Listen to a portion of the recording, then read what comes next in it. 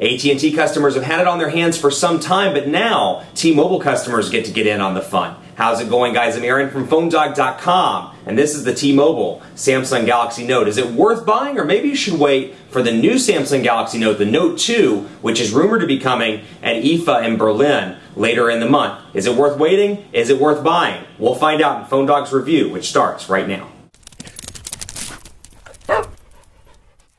Save for the HSPA Plus connectivity and the nice little T-Mobile logo up there on the top, there's not a whole lot that's different from the T-Mobile variant of the Samsung Galaxy Note, other than the fact that it ships with Ice Cream Sandwich, also known as Android 4.0, out of the gate. The good news, the nation's fourth largest wireless carrier gets Samsung's phablet device, or tablet phone as I like to call it, tablet smartphone, whatever you want to call it. And we are admittedly a couple of weeks out from what we assume will be the announcement of the Samsung Galaxy Note 2 in Berlin, which we will be on site to cover that, so stay tuned to PhoneDog.com for all that news as it breaks. But that's the assumption right now. But right now, T-Mobile customers, you can get the original Note, and let's look at it this way. I have a feeling the Galaxy Note 2, and I could be wrong, I've been wrong plenty of times in the past, I have a feeling the Galaxy Note 2 is going to take a while to get to the US, much like the Galaxy S2 and the other, some of the older T-Mobile, or some of the older Samsung rather, devices. It may take a while to get to the States. I don't think it's going to be as coordinated of a rollout as the Galaxy S3 was, nor will it be across as many carriers. I think you may see this on a couple of carriers in the US a few months after the actual international announcement, which is the one we're covering in Berlin. So if you're looking to buy this, you should be okay, but take advantage of that 14-day return policy. I would say buy maybe sometime between like the 18th and on, so you can take advantage of the return policy if you really want the Samsung Galaxy Note 2 and you're really happy with the way that it looks. But otherwise, special thanks to T-Mobile for hooking us up with a review unit, and special thanks to our friends at Best Buy Mobile for hooking us up with phones like this for use in our One Paw Bandit giveaway game. When you go into Best Buy Mobile to get the Note, any other device, you'll walk out working. It'll help you set up your email, your web, your contacts, your settings, so when you walk out the door, you're good to go at Best Buy Mobile. So the Galaxy Note, no real changes here in terms of the design. This is the blue one. They call it blue. It looks black to me, but hey, they call it blue. Otherwise, specs are very similar. 1.5 gigahertz dual-core Snapdragon S3 CPU. So keep in mind, this is the older Snapdragon. It's not the S4. It's the S3 CPU running in this device. Otherwise, 5.3-inch Super AMOLED HD display. I'm going to change the screen timeout here. And you can really tell the difference. It's kind of frustrating that they didn't put the S4 in the T-Mobile version. The Note isn't a new device by any means. It was announced last year, actually, at IFA in Berlin.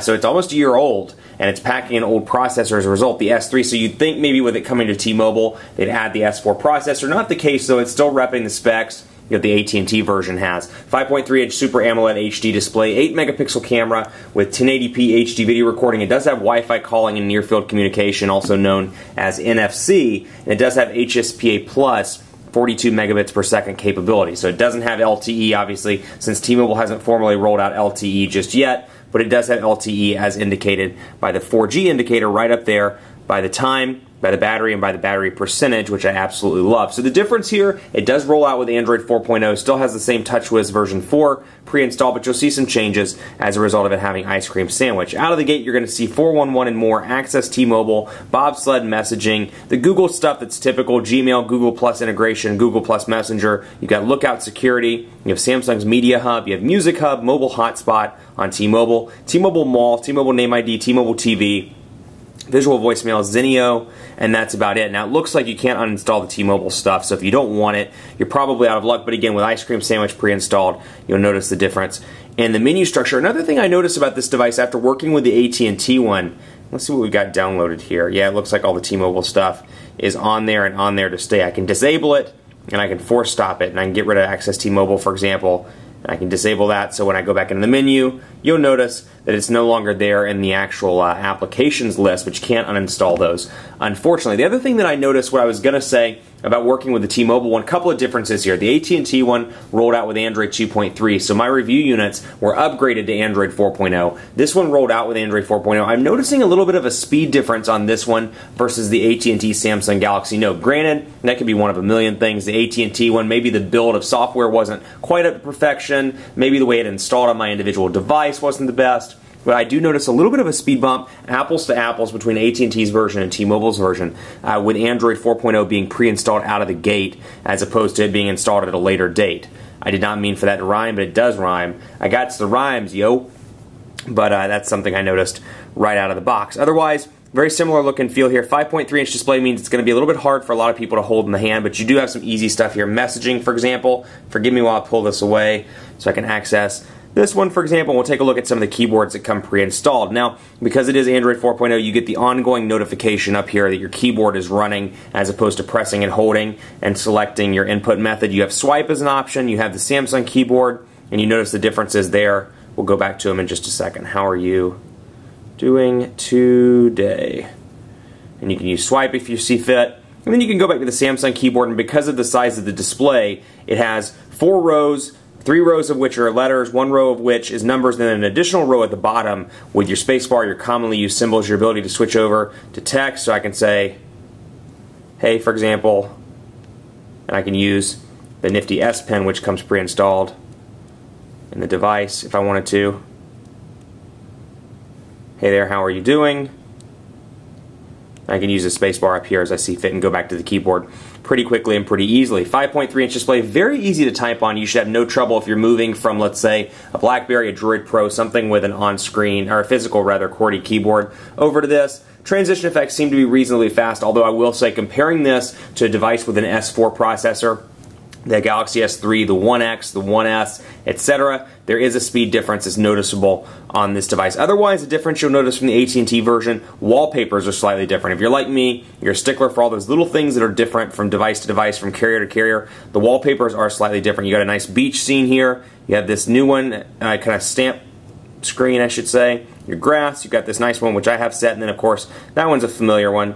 And then you have the one at the very end, typical Samsung there, and then this one is new. So you get a couple of new wallpaper options, which, hey, if you're like me, when you get a device that's pretty similar, that's kind of exciting. Get some wallpaper options, something that's a little bit different. You can access the web as well, and we'll load up on HSPA Plus connectivity. I just want to show you PhoneDog really quickly and what it looks like on the display. And again, as a result of Ice Cream Sandwich being pre-installed out of the gate, you can see some of the differences to the browser. You'll see that up top it's a gray bar now where the URL sits, and you've got this little 2 option here to show you that I've got 2 windows that are open. I can click that with my finger or with the S Pen and access the windows that are open and scroll back and forth and see a preview of where I left off. And so here's the page, and I will say T-Mobile's HSPA Plus, 42 megabits per second, nice and fast in the Charlotte metro area. For the most part, I've been really pleased with it. Pinch to zoom's great in the browser, and we'll load a speed test just so you can see what it looks like. I'll show you some speed tests that I was running today, and I've been running several speed tests, and these are just the ones that I got today since I've reset it. So I've been pretty impressed for the most part. 8 to 10 megabits per second for HSPA Plus. Connectivity is pretty decent, and we'll run one right now, although I will say it's getting close to rush hour time in Charlotte, so the speeds may be a little bit slower than usual, but for the most part I see speeds between 8 and about 14 megabits per second, depending on where I'm at in the city. So you can see it's kicking up now. Let's see if we can get it over to 10. So I guess kicking over to 10, 11, so about 11.5 megabits per second, great for HSPA Plus, and then on the upload, about 1 to 2 megabits per second is what I've been seeing for today. So again, been working with it for a while. The thing that I've noticed, again, about the software, a little bit different, a little bit faster as a result of it being pre-installed. That's my assumption, at least. The fact that it's pre-installed made it a little bit faster as opposed to a software update. I have been very impressed overall, this one in comparison to the AT&T version, I should say, as to how fast it's been. Quadrant standard been pretty reasonable in this department as well. As you can see, 3,520 based on the test that I ran a little bit earlier. Been pretty impressed with that. That's nowhere near in comparison to the S4 based stuff, the 1X, the 1S, the Galaxy S3. I get anywhere from 4,500 all the way up to about 5,900 on average between those. That said, 3,520 is definitely a respectable number.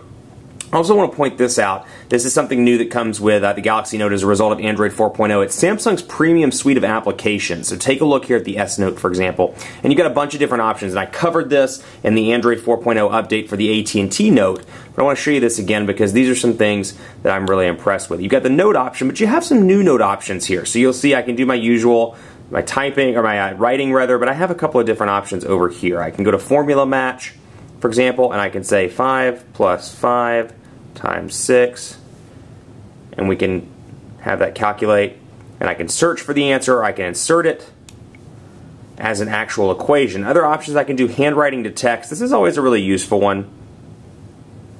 You put, hey there, how are you? And you got a bunch of different options there that you can translate that over into text. And I have not switched this over into left-handed mode. I am a lefty, So that could be part of the issue there as well. Knowledge search is pretty useful, and I'm going to turn this to the side so I can actually type how old is Steve, or well, Steve Jobs is dead, but let's find how old is Bill Gates. And I can search for that, and it'll bring up Wolfram Alpha, and it'll tell me how old Bill Gates is. So pretty useful there as well. Another one that I absolutely love, the shape match option. So it can make perfect shapes as opposed to my terrible shapes. This is particularly fantastic when you're procrastinating before a meeting and you want to make funny faces and things like that when you're really supposed to be working. I find this application to be incredibly fun for stuff like that. But again, you'll notice that it makes my shapes a little bit better. So if I'm in a class, I'm taking notes, I'm in a meeting, I'm doing something, I'm doing like a flow chart or something, or I'm doing some sort of circle chart, I've got the option to add circles, squares, rectangles, and more, and make them a little bit nicer looking, as you can see there. And actually one of my favorite options to do is this. We'll erase so you can take a look here. I enjoy making this one. Had fun with this one the other day, trying to make that old school thing like we used to do in school. Reconnected it. There we go. Bam, bam, bam, bam.